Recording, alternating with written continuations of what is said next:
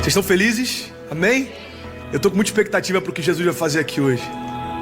E expectativa é uma das chaves que eu quero compartilhar nessa mensagem. Eu quero te convidar em nome de Jesus a não se distrair. Eu quero te convidar também a fluir nessa mensagem. Quando Deus falar algo contigo, reage a isso. Amém? A gente está começando uma nova série. E essa nova série se chama All In. E esse é uma jogada de pôquer. Talvez você está até agora curioso, querendo saber aonde a gente vai, ou que tipo de heresia a gente vai usar para misturar um tema tão paradoxal com o Evangelho. Mas tem algo que me chama a atenção no all-in, e é esse estilo de vida que eu quero te convidar a viver. All-in é uma jogada no pôquer, quando você deposita todas as suas fichas na mesa. O all-in é quando o cara acredita tanto nas cartas que ele carrega, que ele fala, quer saber, eu vou apostar tudo que eu tenho nisso. Você está comigo, gente? Fica ligado então, não se distrai, ninguém conversa, ninguém andando, por favor. Essa palavra vai liberar destinos aqui hoje. O all-in é quando o cara olha para aquilo que ele carrega e ele fala, cara, quer saber, eu acredito tanto no que eu carrego, que eu vou apostar todas as minhas fichas. Você sabe qual é a primeira chave do all-in que eu quero compartilhar com você para esse nosso estilo de vida? É quando a gente entende que caminhar com Deus é caminhar sem reservas. Caminhar com Deus é caminhar sem guardar, porque não tem expectativa no que vai acontecer amanhã. Caminhar com Deus é como o povo no meio do deserto. O povo por um momento começou a querer guardar o maná. Deus enviava todos os dias o suprimento. O povo começou a querer guardar. Sabe o que acontecia? Apodrecia. Porque é um princípio básico na relação com Deus, se chama dependência. Deus estava ensinando para o povo, não guarda o que eu te dei hoje, porque quando você guarda o que eu te dou hoje, você está dizendo para mim que você tem medo de eu não te dar amanhã. O que Deus está dizendo é o seguinte, ei, o que eu te dou hoje é suficiente para o hoje e o amanhã, fica tranquilo, o mesmo Deus que faz hoje vai fazer amanhã também. Você está comigo? Uma vida sem reservas fala a respeito da gente entender a finitude da nossa existência. Eu sou apaixonado em falar sobre o futuro. Por quê, pastor? Porque uma das maiores crises da minha geração é a ansiedade. A ansiedade nada mais é do que a nossa deficiência em lidar com o futuro. A gente quer enxergar o futuro com a nossa mentalidade de hoje, sempre dá choque. O futuro nada mais é do que Deus te mostrando quem você vai se tornar daqui a algum tempo. Só que quando você recebe essa visão do céu, você ainda não está preparado para aquilo. Sabe o que é a ansiedade? A gente querer viver um tempo que a gente não está preparado para viver. Por isso que a gente vive em crise, depressão, síndrome do pânico, ansiedade, pensamentos de morte. É por isso que tem tanta gente perdida, mesmo caminhando dentro da igreja. Por quê? Porque se você não souber lidar com o teu futuro, você vai estar sempre em crise com o teu chamado. Você está comigo? O que é o estilo de vida all-in? É quando você olha para tudo que Deus te deu e fala, quer saber, Deus, eu não vou guardar nada para amanhã, eu vou queimar como se fosse a última vez. Eu recebi uma mensagem de um jovem, um liderado meu lá no Brasil, um pouco antes de eu pregar. Eu estava num hotel, acho que era uma cidade em São Paulo, e chegou a mensagem dele. Essa mensagem mudou a minha vida. Ele falou, pastor, quando você pregar essa noite, pregue como se Jesus fosse voltar no meio da mensagem. Eu falei, uau, isso ressignificou todas as minhas pregações a partir dali. Você sabe por quê? Porque de fato Jesus pode voltar no meio da minha mensagem. E o temor que foi gerado em mim é que tipo de adoração eu vou estar entregando para Ele se Ele voltasse durante ela. Será que eu vou ter que ter dedos e falar, Jesus, desculpa, hoje eu estava um pouco cansado, você chegou do nada, eu não sabia. Jesus, desculpa, hoje eu preparei qualquer coisa porque eu não sabia que se o culto ia lotar ou não. Não, eu quero que independente do lugar, da hora, quando Jesus voltar, Ele encontre em mim um coração queimando sem reservas. É por isso que uma das coisas que me deixa mais angustiado é quando a presença de Deus invade o lugar e tem pessoas apáticas. Pastor, mas e quem não teve experiência? Quem não teve experiência, tudo bem. O problema é quem já teve lá e se contenta com algo abaixo disso. Cara, uma vida sem reservas. Literalmente viver como se não houvesse amanhã. Literalmente entregar em cada culto a toda oração como se fosse a última vez. Um dia você acerta. Se lançar, fluir. Entender que tudo aquilo que Deus tem para hoje, entenda, não tem um botão para apertar o replay. Essa noite não acontece de novo. Esse culto não volta mais. Então experimente tudo aquilo que Deus colocou à mesa hoje. Ei, a mesa está preparada, você tem acesso a ela. Toma o teu lugar, caminha à altura da tua identidade. Nós somos filhos de Deus, justificados por Ele. Não tem nada que pode te impedir de experimentar o que Deus te prometeu. Entenda isso. Jesus vai voltar, mas Ele não vai ser crucificado de novo. Presta atenção nisso. Você sabe o que isso significa? Significa que se eu não usufruir dos frutos do sacrifício de Jesus, quem está perdendo sou eu, porque o sacrifício já foi feito. Não adianta a gente olhar e falar assim, cara, eu quero viver pela metade. Ei, se você vai viver pela metade, o que Deus prometeu ou não, só vai mudar a tua história. Deus continua sendo Deus e o sacrifício de Jesus não volta atrás.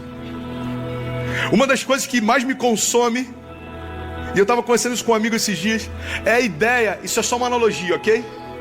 É a ideia de chegar no céu e um anjo me levar até uma sala e falar assim, tá vendo essa sala aqui?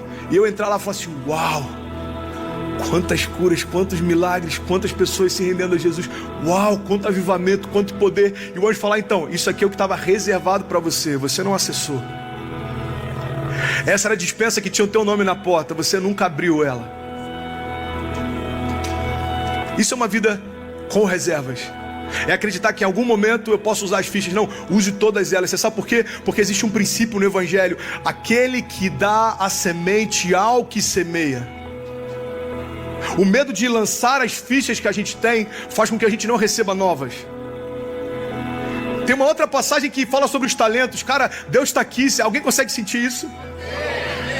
Tem uma passagem que fala sobre os talentos e diz que o Senhor saiu distribuindo talentos diferentes para cada um, e quando ele volta, um fez prosperar e teve um deles que enterrou o que tinha por medo de perder. Sabe o que acontece? Até o que recebeu, perdeu.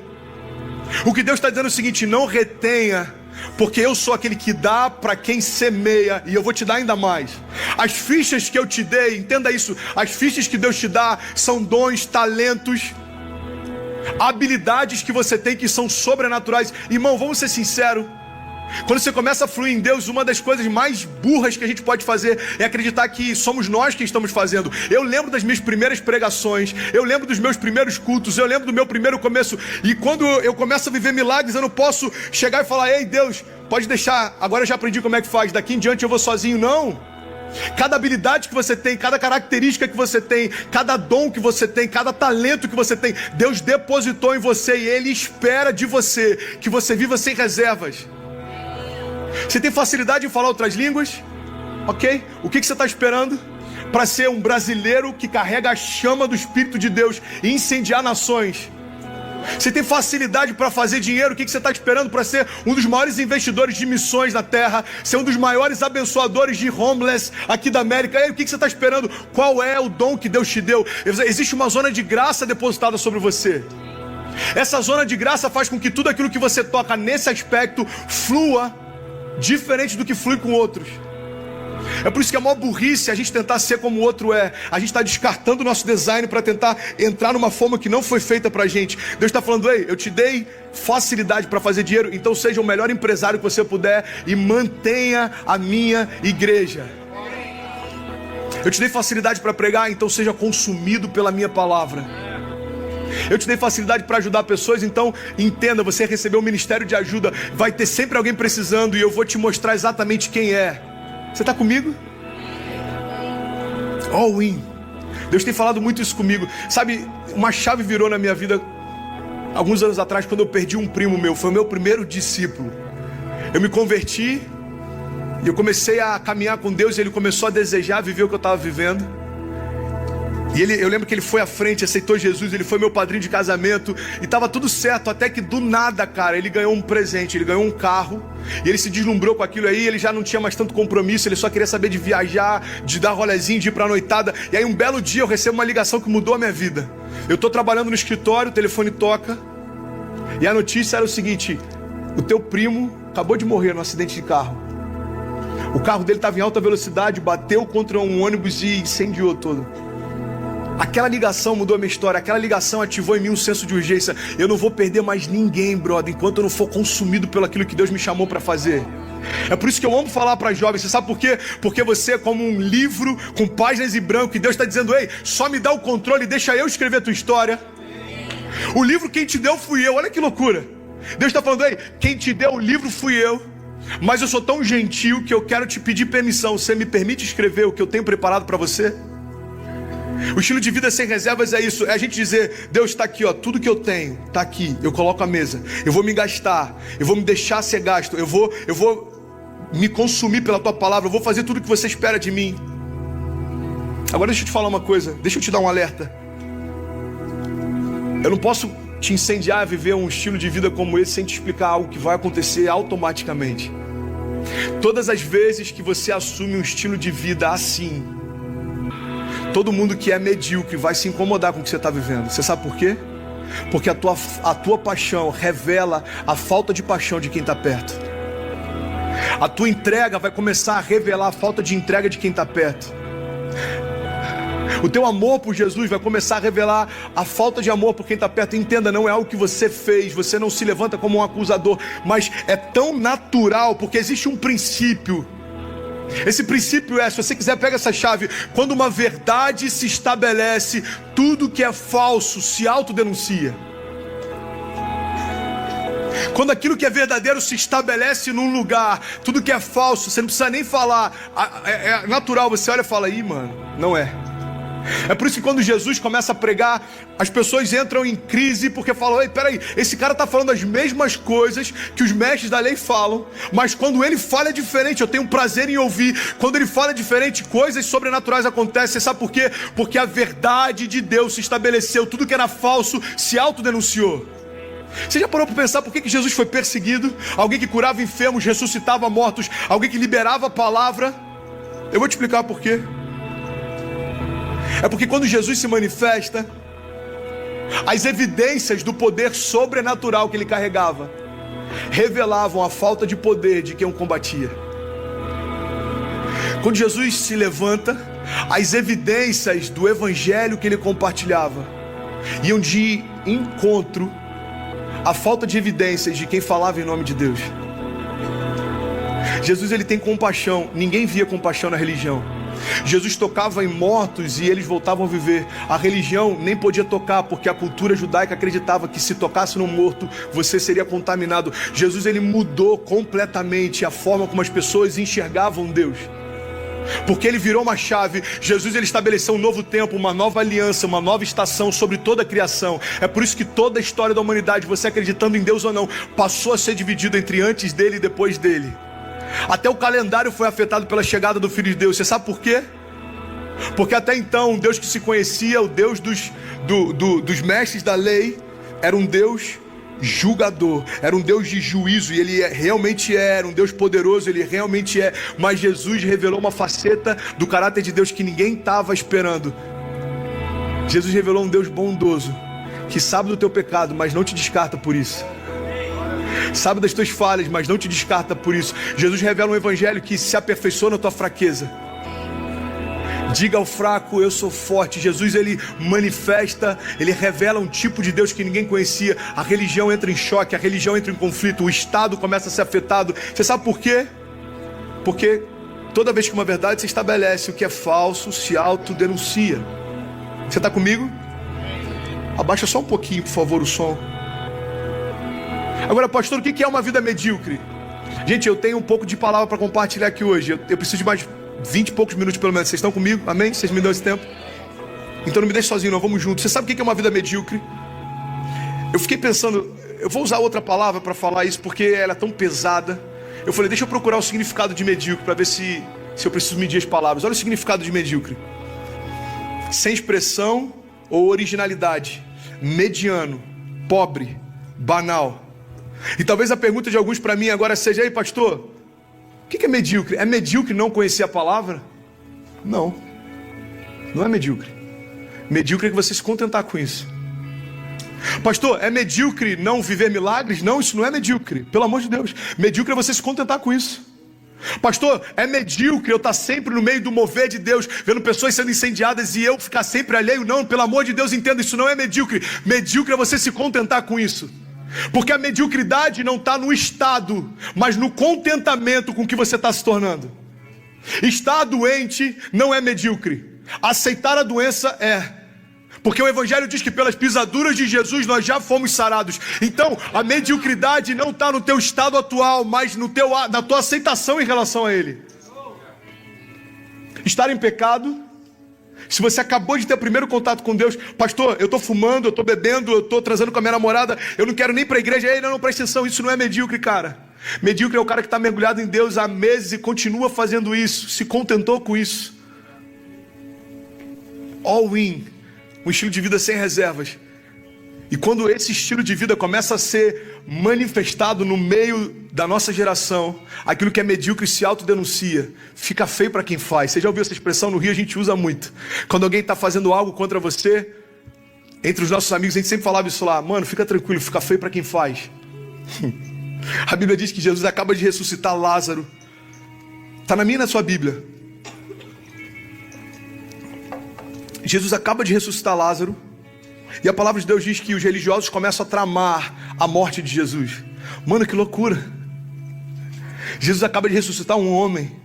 Era o momento certo dele se render e reconhecerem que ele de fato era quem dizia ser. Não. Aumenta ainda mais a perseguição. Por quê?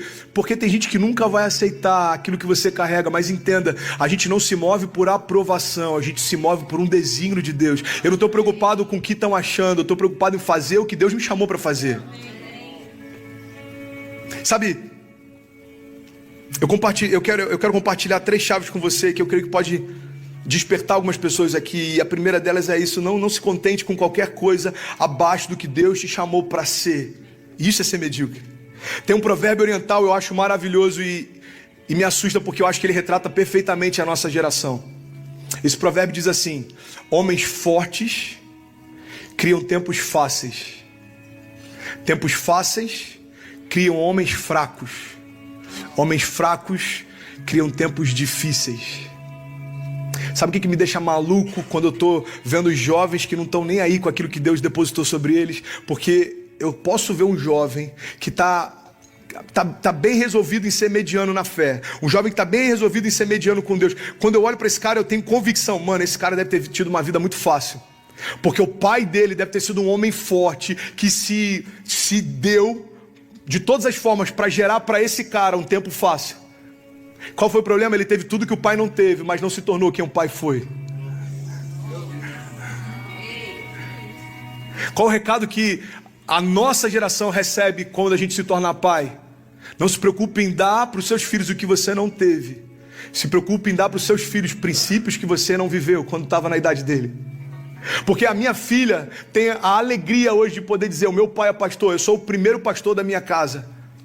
Agora, quando o esposo dela for pastor, se for o caso, ela já vai poder falar assim: a gente é a segunda geração de evangélicos e de pastores. Daqui a 3, 4 gerações vai ser uma realidade diferente. Mas quando isso começou? Quando há 13 anos atrás eu disse sim numa igreja pequenininha lá no interior, e ali começou a minha história com Deus. Entenda, o que você faz hoje define o que os seus filhos vão viver amanhã. A gente está construindo uma história que não diz só a respeito a 2019, não diz respeito só a Orlando. E entenda, é muito maior do que aquilo que você imagina. Porque o evangelho não termina em você, começa em você. Quando a minha casa foi salva, não tinha a ver com a casa do André, não. Tinha a ver com a geração que seria tocada pelos frutos da conversão da casa do André. Você imagina se a gente fechasse as portas e falasse: ei, a partir de agora a gente só ouve música gospel, a gente só vai ouvir pregação, a gente vai se fechar no nosso mundo até Jesus voltar. Sabe o que aconteceria? Eu estaria dizendo para Deus: ei Deus, você alcançou minha casa, isso para mim é suficiente. Eu não quero me contaminar.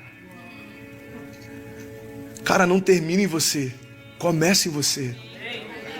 Você foi salvo, você vai salvar muitas pessoas através da palavra. Você foi curado, você vai curar muitas pessoas através do sangue de Jesus. Você foi liberto, você vai ser canal de libertação para muitas pessoas.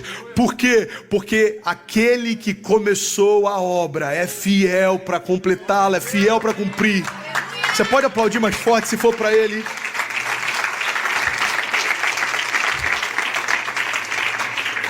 Homens fortes gerando tempos fáceis. E aí o que acontece? A geração do mimimi. Mano, vamos ser sinceros, a gente sem perceber se tornou a geração do mínimo esforço. E eu tô falando isso, e Orlando tem uma diferença muito grande do que a gente via no Brasil, ok? Deixa eu dar um mérito aqui pra vocês. Vocês são trabalhadores demais, vocês são intensos em construir uma história. Vocês vieram aqui pra mudar a história de vocês, eu acho isso maravilhoso. Mas em alguns lugares, isso aqui não acontece, ok? Mas em alguns lugares, o que a gente está vendo é a geração do mínimo esforço. A gente se acostumou a ter muito sem fazer nada. E evangelho não é ausência de esforço, irmão. Se alguém te ensinou isso, desculpa desconstruir isso para você. Evangelho é ausência de mérito, não de esforço. Eu não merecia, mas com esforço eu recebi.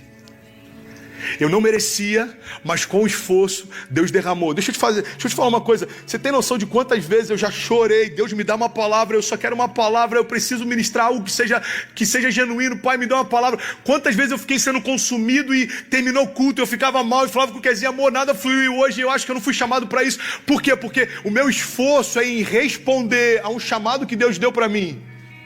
Agora, quando flui, a glória de Deus.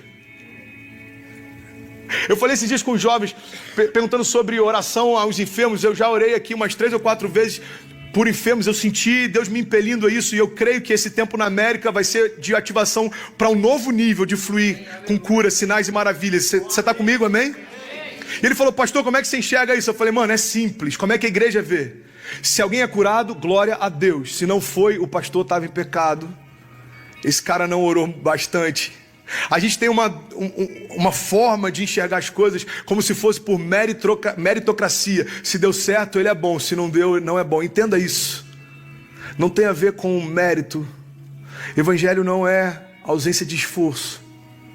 É ausência de mérito. A gente não merecia, mas ele desejou fazer.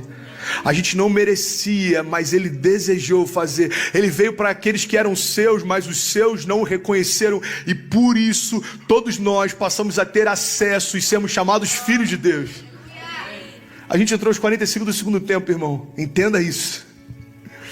Sabe, a redenção nada mais foi do que o all-in de Deus sobre o pecado. É quando Deus chega para o pecado e fala, ok, você venceu sobre a criação. Ok? Você convenceu a criação. E a minha palavra diz que o salário do pecado é a morte. Você tem direito de consumi-la. Mas eu vou fazer o seguinte, eu vou colocar todas as minhas fichas na mesa. E eu vou dar tudo que eu tenho para ter a criação de volta. Aleluia! Eu vou dar tudo que eu tenho para ter a minha criação de volta. Cara, em nome de Jesus, presta atenção nisso. Antes do sacrifício de Jesus, Jesus era o Filho unigênito de Deus.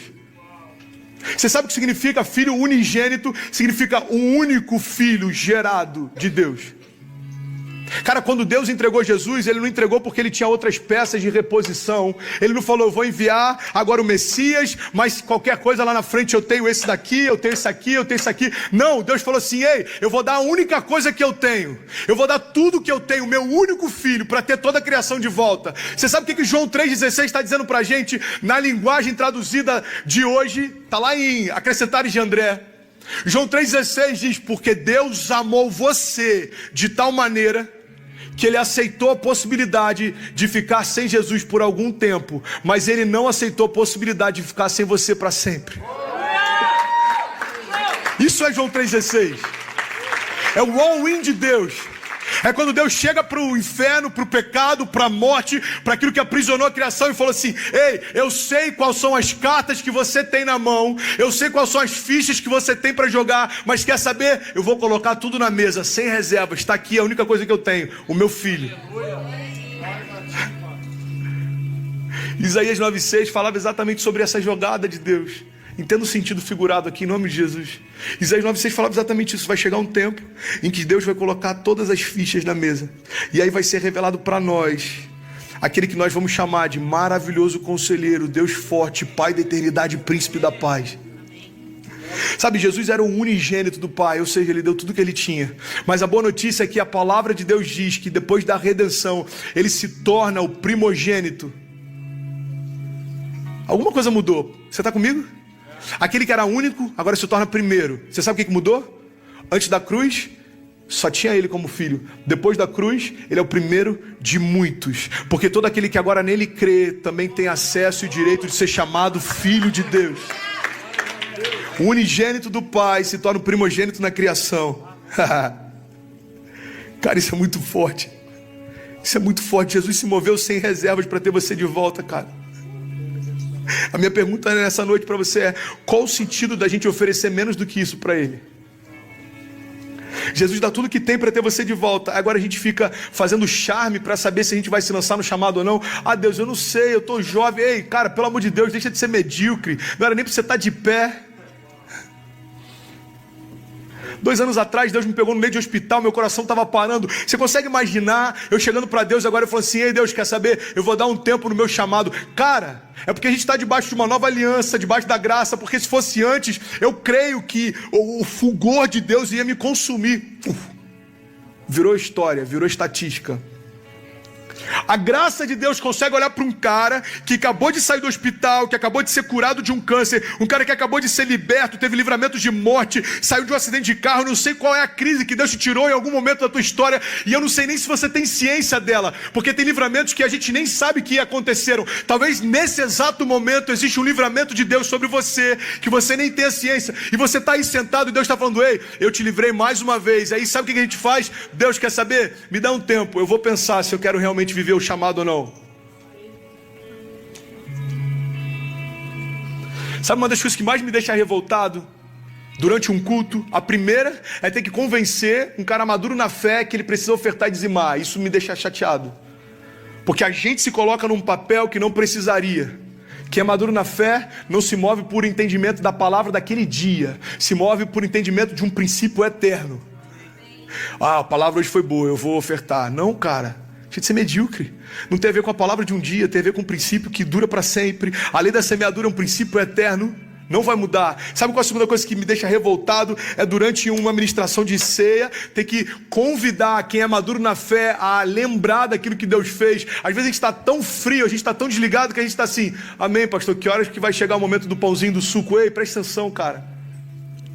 Quando Jesus faz a última ceia, Ele está dizendo: todas as vezes que fizerem isso, façam em memória de mim. Você tem noção que os momentos finais de Jesus, a Bíblia diz que Ele estava tão tenso, que aconteceu um fenômeno. Isso é cientificamente comprovado. É só em momentos onde o teu corpo está no nível máximo de estresse. A Bíblia diz que Jesus transpirava sangue. Jesus transpirou sangue. E aí talvez alguns pensem até hoje, eu creio que isso vai mudar na mente de alguns aqui, presta atenção. Talvez alguns pensem que Jesus estava tenso por causa da cruz, por causa da dor da cruz, por causa da dor dos pregos, dos cravos, por causa da humilhação dos soldados. Presta atenção, cara, em nome de Jesus. A Bíblia diz que os discípulos, os apóstolos, depois de Jesus, muitos foram crucificados. André foi crucificado numa cruz em formato de X, alguns de cabeça para baixo, alguns foram decapitados. Você acredita de verdade que Jesus teve medo da morte por causa da dor? Você sabe por que Jesus estava cercado de temor, de medo, angústia mortal, como diz a palavra? Porque Jesus sabia o que estava naquele cálice. Jesus, Ele é a palavra de Deus diz que no princípio Ele era o verbo estava com Deus, o verbo era Deus, e todas as coisas foram feitas por meio dEle, sem Ele nada do que foi feito se fez. Jesus sabia o que aquele cálice carregava, a condenação de toda a criação, todo pecado, todo jugo, toda enfermidade, todo laço de morte, tudo aquilo que o diabo tinha sobre nós como uma condenação justa, estava naquele cálice. Jesus sabia que quando Ele tomasse daquele cálice, pela primeira vez aconteceria um fenômeno. Pela primeira vez Ele seria afastado do Pai. Cara, presta atenção, mano, isso é muito forte. A Bíblia diz lá em Gênesis que a terra se forma e vazia, e o Espírito de Deus pairava sobre a face das águas. E olha só que louco, presta atenção nisso. E disse Deus: haja luz, e houve luz. E isso foi antes de Deus dar ordem para que fossem criados os luminares da terra. A luz que ilumina o mundo no princípio não é a luz do sol, da luz das estrelas, que só é criado 2 dias depois, não. A luz que se revela no princípio da criação fala a respeito de Jesus, o Filho de Deus. Deus está chamando Jesus e falando: ei filho, o Espírito já está sobre a face das águas, agora só falta você. Haja luz, se revele a luz de Deus sobre toda a criação. Haja luz, se manifeste a luz de Deus sobre toda a criação. E pum, houve luz. Aí lá na frente, quando Ele vai criar o homem, Ele fala: façamos então o homem, a nossa imagem e semelhança. Você está comigo? Existe uma conferência, o Pai, o Filho e o Espírito Santo trazendo luz à criação. Pastor, onde é que você quer chegar? Você vai entender. No princípio, Ele estava com o Pai. Aí a gente vai ler em João: no princípio Ele era o verbo, estava com Deus, era Deus, todas as coisas foram feitas por meio dele, sem Ele nada do que foi feito se fez. Então entenda, a palavra de Deus diz que desde o princípio, antes de todas as coisas, desde a eternidade passada, Ele era Deus, estava com Deus. Só que ele está agora diante de uma cruz, está chegando o momento dele ser crucificado. E quando ele recebeu o pecado da criação, ele não pode mais habitar na presença de Deus. Por quê? Porque aquele que não cometeu pecado se fez pecado por nós, para que nós fôssemos feitos justiça de Deus. Jesus está assim: Pai, quando eu tomar desse cálice, a gente sabe o que vai acontecer. Pela primeira vez eu vou me separar de você. A gente é um, eu não sei o que é ficar longe. Eu não sei o que é não estar junto de você. Cara, é por isso que Jesus chega ao ponto de na cruz falar: Deus meu, por que me desamparaste? Jesus não chama nem de pai, chama de Deus. Você sabe por que ele estava desamparado? Porque o pecado veio sobre ele e ali ele estava condenado no teu lugar. Jesus se fez pecado para que fôssemos feitos justiça. Jesus se fez doente para que fôssemos feitos saudáveis. Jesus se fez cativo para que fôssemos feitos livres. Jesus recebeu o que eu merecia, o que você merecia, para que nós recebêssemos aquilo que ele merecia. É por isso que a promessa do Novo Testamento, a promessa da nova aliança diz respeito à herança. Aquilo que o Pai queria dar para o unigênito, agora deu para toda a criação. Por que Jesus estava tenso com a cruz? Porque ele sabia que ia ter separação entre ele e o Pai. Você está comigo?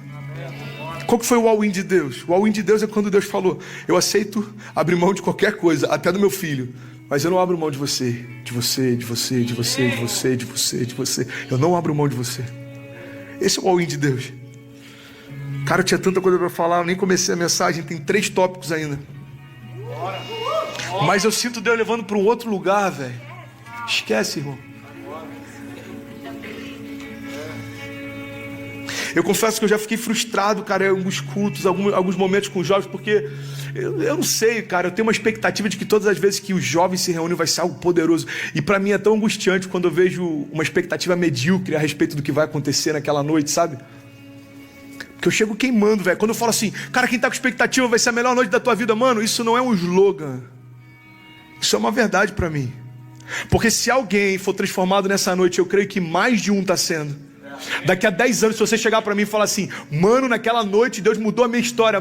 Cara, se cumpriu a promessa que eu recebi há 13 anos atrás, quando Deus falou que me daria palavras que mudariam histórias.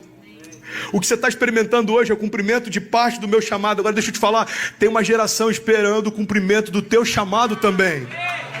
Tem uma geração que está falando: ei, cara, se coloca de pé logo, porque eu não tenho muito tempo. Se coloca de pé logo, mano, os dias são rápidos. Tem espíritos de morte batendo na minha porta, tem pensamento suicida. Ei, se coloca de pé logo, não dá mais para brincar, irmão. Pelo amor de Deus, se coloca de pé e me ajuda. Tem uma geração clamando isso, sem saber e sem usar palavras. Quando eu me converti, alguns amigos apostaram quanto tempo duraria a minha conversão. Alguns deles buscam conselho em mim hoje. Porque se tem uma coisa que mostra quem é quem em Deus, é o tempo, irmão.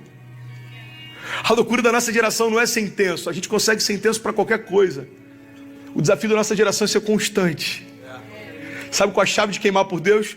É constantemente nos mantermos intensos. A palavra diz: o fogo arderá continuamente sobre o altar e ele não se apagará. Eu lembro que um tempo atrás eu fui para Las Vegas. Tem 1 ano e pouco, 2 anos. Eu fui numa igreja lá, depois eu fui jantar. E no meio do jantar aconteceu aquele atentado terrorista, 1 ano e meio a 2 anos atrás, o maior atentado terrorista com arma da história da América. Eu estava no meio do olho do furacão. Hoje eu estava até olhando o vídeo, acho até que eu mandei para o Eliel o link do post. Eu procurei na minha timeline, se você procurar lá atrás você vai ver. Uma correria, todo mundo se jogando debaixo da mesa. Daqui a pouco a polícia vem e manda a gente ir para o subsolo do restaurante. A gente ficou dentro de uma despensa, fecharam a porta, aquele silêncio, ninguém sabe o que está acontecendo. Eu tirei a casinha na hora do grupo da liderança do Next, lá do Brasil, e falei: gente, ora por mim, aconteceu um atentado terrorista, eu estou escondido aqui debaixo do subsolo, não sei o que vai acontecer. Essa foi a minha experiência com Vegas. Não foi muito legal. Mas eu vi uma coisa em Vegas, e tem a ver com o que eu quero falar essa noite. Eu vi em Vegas, nos cassinos, pessoas colocando todas as fichas na mesa. Eu vi em Vegas pessoas colocando todo o patrimônio na mesa. Cara, pega isso, porque isso é uma chave que pode mudar a tua história. Eu vi em Vegas pessoas colocando o futuro dos filhos na mesa, o futuro do casamento na mesa. Por que alguém coloca todas as fichas na mesa? E aí vai a primeira chave que eu quero compartilhar com você. São 3, eu não sei se vai dar pra gente fluir todas hoje, mas qualquer coisa deixa pra semana que vem. Preste atenção nisso. O que leva alguém a colocar todas as fichas que tem sobre a mesa?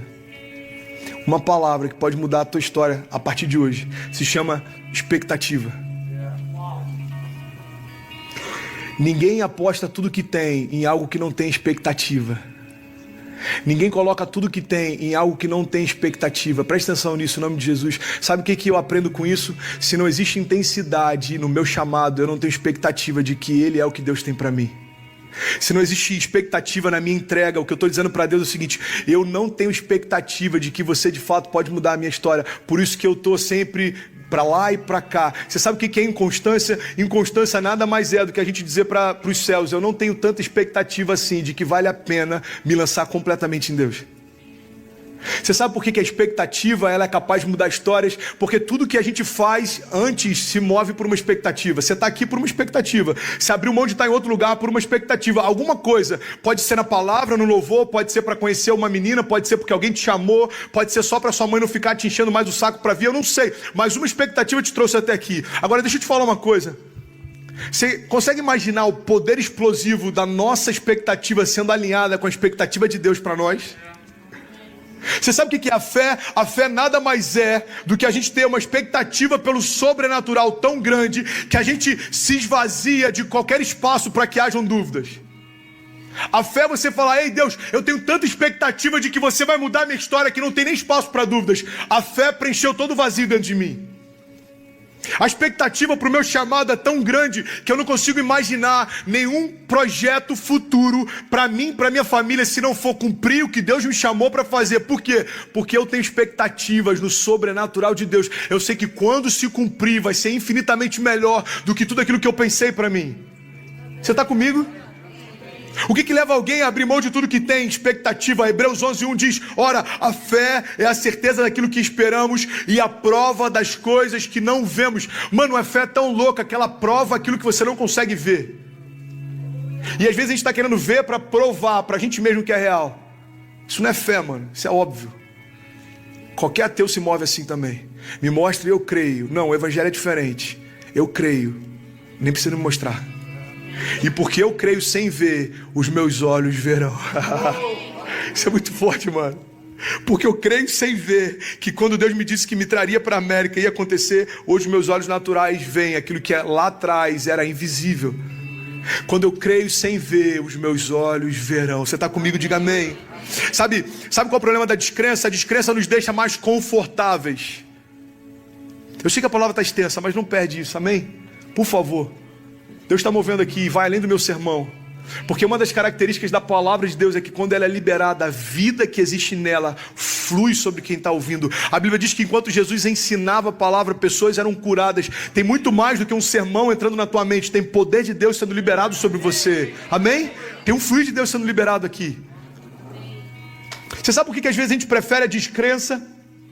Quantos jovens estão aqui, cara, você nem acredita talvez em oração em línguas, você não acredita no poder de Deus para curar enfermos, talvez você não acredita em milagres. Você sabe por quê? Porque a descrença nos deixa mais confortáveis, porque ela não assume riscos.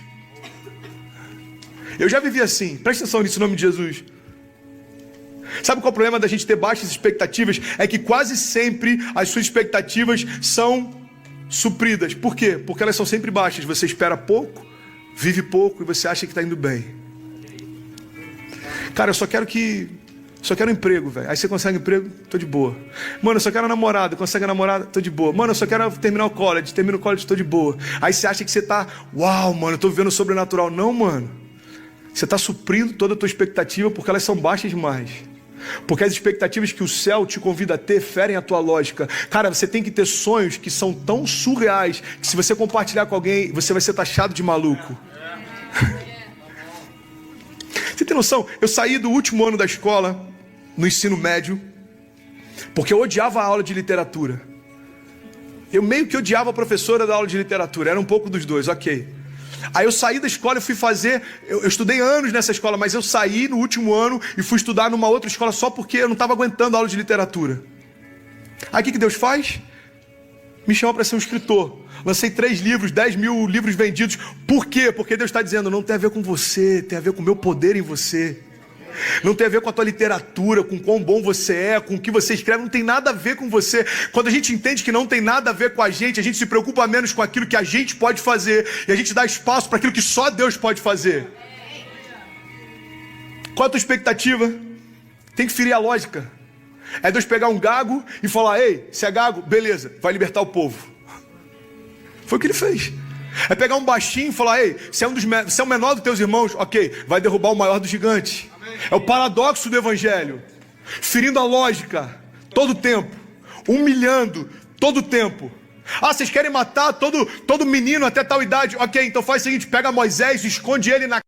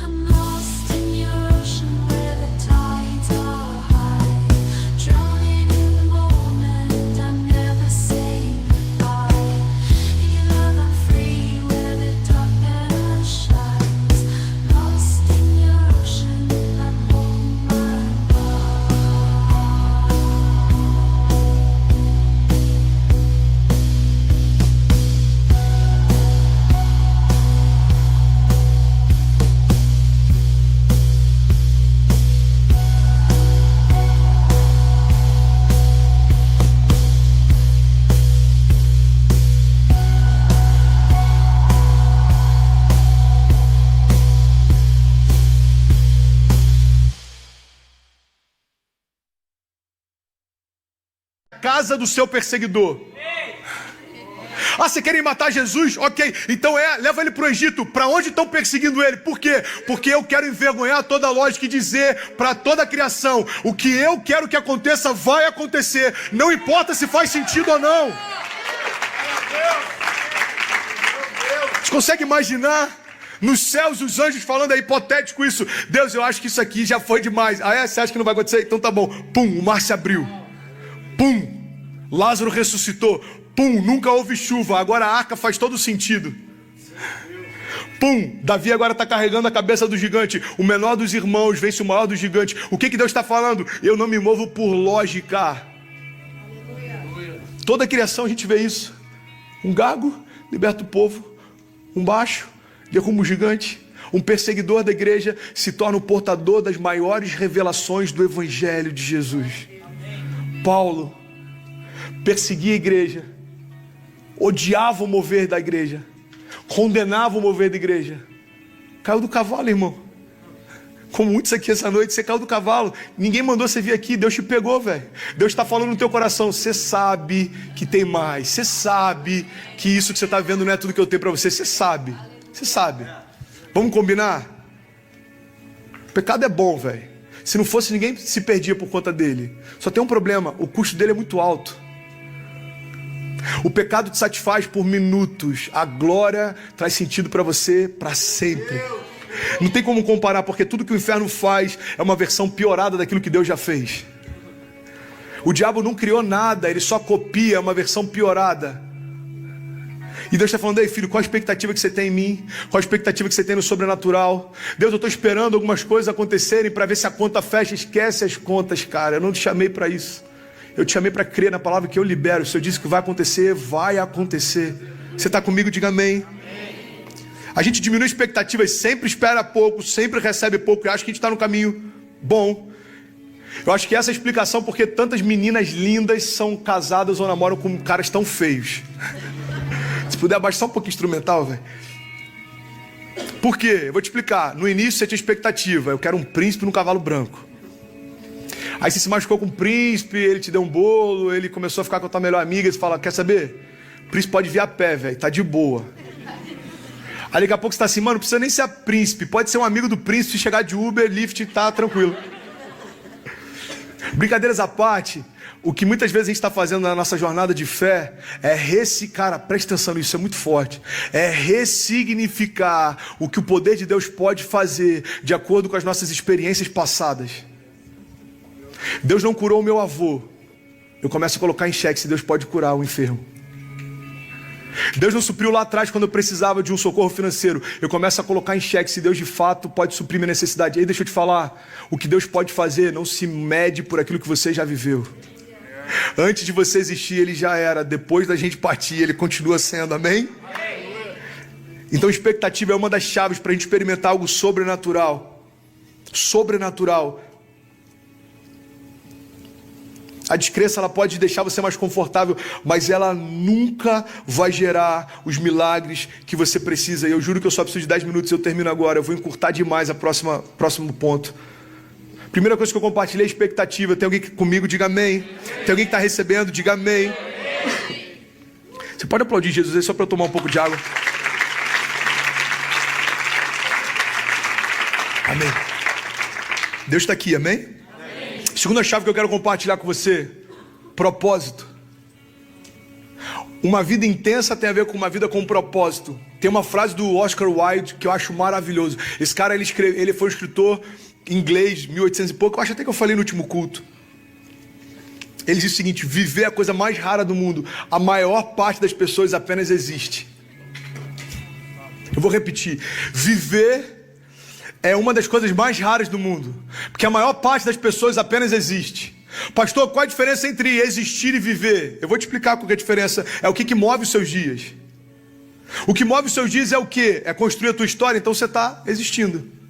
O que move os teus dias? É construir uma história com Deus, então você está vivendo. É muito simples a diferença, mas ela se confunde, porque a gente tem sempre uma desculpa boa, porque a gente não está se lançando no que Deus chamou. Eu estou ocupado demais, eu estou trabalhando demais, eu estou novo demais, eu tenho ofertas demais, eu tenho propostas demais, tem meninas demais no meu WhatsApp, tem coisas demais. Deixa eu te falar, daqui a pouco a gente está falando: mano, eu estou velho demais, eu estou cansado demais e... Faça tudo o que você pode enquanto você pode. Esse é o convite de Deus para essa noite. A banda, se quiser, é só o instrumental, pode vir para parecer que a gente está acabando. Eu vou citar algumas frases aqui. Tem uma frase do Martin Luther King que eu sou apaixonado. Ele fala: se o homem não descobriu nada pelo que morreria, ele não está pronto para viver. Tem um pastor da Califórnia, mano. Esse cara ele é incrível. Ele diz o seguinte, em um dos livros dele: eu acho que muitos de nós não estão em um caminho, mas sim em uma rotina. Nós confundimos conforto com paz, crença com fé, riqueza com bênção e existência com vida. Eu quero ir para a terceira e última chave dessa noite. Para a gente viver sem reservas, para a gente viver o sobrenatural de Deus, para a gente viver de uma forma que o mundo ouça a mensagem que a gente carrega, para a gente viver de uma forma que os milagres não sejam uma teoria que a gente ouve no culto, mas uma realidade que a gente vive em casa. A terceira chave é entrega. Você pode repetir isso comigo? Diga entrega. Isso. Como é que fala entrega em inglês, mano? Alguém me ajuda aí? Surrender. Bonitinho. Cadê Kezinha? Gostei do nome, amor. Surrender Fernandes. Mr. Surrender Fernandes, please. Terceiro ponto, entrega. Você quer um exemplo claro? Eu já estou finalizando. Não se distrai, cara. Não pede o que Deus vai fazer aqui. Sabe qual é o terceiro ponto? Entrega. E sabe um exemplo maravilhoso na Bíblia que tem a ver com a gente? O jovem rico. Tem muita gente que acha que o problema de Jesus com o jovem rico era a riqueza que o jovem tinha. Deixa eu refrescar a tua memória. Você está comigo? Diga amém. Olha para cá. Jesus encontra um jovem rico e ele fazia tudo de acordo com os preceitos e os princípios. Aí Jesus fala, mano, faz o seguinte, vende tudo que tem e me segue. A Bíblia diz que ele parou para pensar em tudo que tinha e falou, é alto demais o que você está me pedindo. Aí tem gente que fala, Jesus tinha problema com riqueza. Não tinha. Jesus tinha finanças também. Presta atenção nisso, Jesus era simples, mas Jesus não era pobre, porque não faz parte da natureza de Deus pobreza. Pobreza é a ausência daquilo que você precisa e é necessário, não faz parte da natureza de Deus. Não tem sentido aquele que veio trazer remissão se mover com uma característica que não é do seu caráter. Pastor, me dá um exemplo então, vou te dar um exemplo. Jesus tinha tanto dinheiro que ele não só tinha um tesoureiro para cuidar do que tinha, como o tesoureiro tirava sempre da bolsa dinheiro e ainda assim não faltava. Você já parou para pensar nisso? Se Jesus não tivesse dinheiro, ele não precisaria de um tesoureiro, irmão. Ele estava sempre com alguma coisa trocada. Ei, mano, o que a gente faz? Sei lá, vamos orar e Deus vai fazer. Não. Ele tinha um tesoureiro para cuidar das finanças. Então entenda, pastor, qual era então a preocupação de Jesus com o jovem rico? Eu vou te explicar. Jesus sabia aquilo que no futuro roubaria o jovem dele. Então Jesus está falando, ei, para você não se perder de mim lá na frente, abre mão daquilo que vai te trazer condenação hoje. O que Jesus está dizendo, ei, aquilo que para você tem mais valor do que a minha presença, hoje pode parecer que não faz sentido, lá na frente vai fazer, então abra mão disso hoje. Pastor, me dá um exemplo prático, eu vou te dar. O teu namoro não te santifica, por que você acha que o teu casamento vai te santificar? Jesus está falando, ei, abre mão disso hoje, porque lá na frente isso vai te roubar de mim. Jesus não está preocupado com a tua riqueza, com o que você tem. Jesus está preocupado com aquilo que pode te roubar dele. Jesus está falando para o jovem rico, cara, lá na frente, isso vai te roubar de mim, abre mão disso hoje. Aí o jovem está falando, Jesus, mas é demais. Eu tenho coisa demais. Cara, eu acredito que esse jovem rico poderia ter sido um dos apóstolos, poderia ter milagres sobrenaturais sendo descritos através da vida dele, mas aquilo que ele tinha no presente roubou aquilo que Jesus tinha para ele no futuro. Uau, isso é muito forte. Quando aquilo que eu tenho no presente parece ser tão bom a ponto de eu descartar aquilo que Jesus tem no futuro, eu estou dizendo, Deus, eu prefiro guardar as minhas fichas e viver com as minhas reservas. Eu não tenho certeza se o que você tem para mim é melhor do que o que eu tenho hoje. Tem alguém que está recebendo isso? E eu vou finalizar aqui. Jesus sabia o que roubaria ele do futuro. Ele está falando, cara, muda hoje. Sabe, eu quero te fazer um convite, cara. Jesus, ele quer mudar histórias aqui. Não tem a ver só com novos começos, tem a ver com novas posturas também. Não tem a ver só com quem vai reconhecer Jesus pela primeira vez, mas para quem vai dar acesso a Jesus entrar em áreas pela primeira vez hoje. Talvez você é crente há anos, mas tem áreas que até hoje você não deu acesso para Jesus. Talvez áreas que você nem sabia que existiam. Jesus está falando hoje, ei, deixa eu ter governo sobre a tua história. Deixa eu escrever o que eu tenho para você. Eu quero você sem reservas, sem medo, sem preocupação, sem ansiedade. Deixa eu fazer aquilo que só eu posso fazer. Jesus quer mudar histórias hoje, mas Ele está à procura de pessoas que deem uma resposta a esse chamado. E eu quero finalizar aqui. Talvez você me pergunte, pastor, qual que foi o all-in de Deus? Porque Deus nunca vai te pedir, presta atenção nisso, cara. Deus nunca vai te pedir algo que Ele mesmo não tenha feito. Deus nunca vai exigir de você coisas que Ele não tenha feito primeiro. Jesus nunca te pediria entrega se ele não tivesse entregue por você primeiro. Jesus nunca pediria de você intensidade se ele não tivesse sido intenso primeiro. Jesus nunca pediria de você paixão se ele não tivesse sido manifestado em paixão, consumido em paixão primeiro. É por isso que o amor furioso de Deus invade o inferno e fala: ei, sobre a minha criação você não tem governo mais. A Bíblia diz que Jesus morreu, mas ao terceiro dia ele ressuscitou. E o que ele está dizendo pra gente nessa noite é: ei, eu quero mais de você. Eu quero uma vida sem reservas. Você sabe quando foi o all-in de Deus? Presta atenção. Imagina que essas aqui são todas as fichas de Jesus, todas as fichas de Deus sobre a criação. E o all-in de Deus se manifesta lá em 1 Coríntios 15:55, quando a palavra diz: a morte foi tragada pela vitória. Onde está a morte, a tua vitória? Onde está a morte, o teu aguilhão? Ora, o aguilhão da morte é o pecado, e a força do pecado é a lei, mas graças, porém,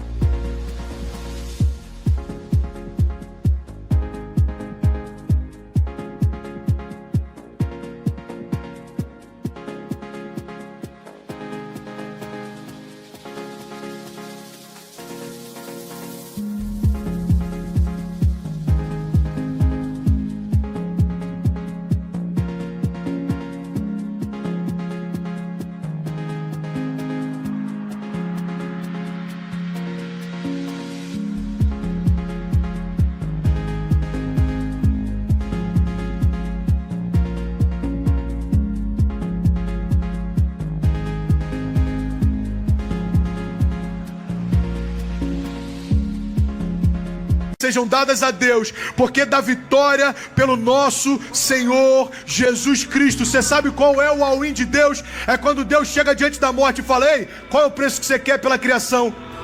É o meu filho? Então tá bom, tá pago. O all-in de Deus é quando Jesus abre os braços e fala: ei, está consumado. Nada mais precisa ser feito. Tudo aquilo que precisava ser feito, o meu filho já fez. Eu quero te convidar, fique de pé no teu lugar em nome de Jesus.